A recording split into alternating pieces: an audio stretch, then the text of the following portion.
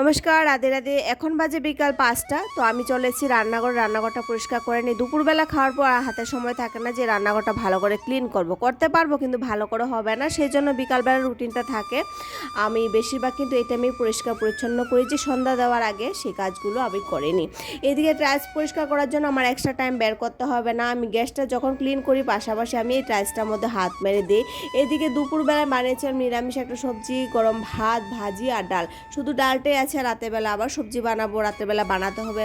একটা কাটা বাটার ব্যাপার থাকে, ওই তাড়াতাড়ি করে কাটি তো সেই জন্য মানে অল্প অল্প করেই বানাই।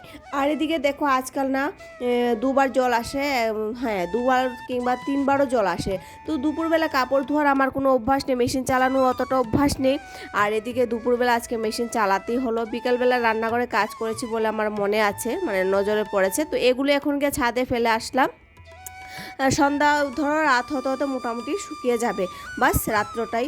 তারপর এদিকে রান্নাঘরটা পরিষ্কার করলাম, কিন্তু বাসন ধুতে গিয়ে দেখলাম ঘড়িতে বেজে যাচ্ছে 6টা 10। এগুলো যদি 2-4টা বাসন আছে, এগুলো যদি এখন ধুয়ে নেই তাহলে আমার আরও লেট হয়ে যাবে। বিডুর কাম ছিল, সেই কাম কমপ্লিট করে করে কাজ ধরতে একটু লেট হয়ে যায়। এদিকে হয়ে গেল সন্ধ্যাবাতি।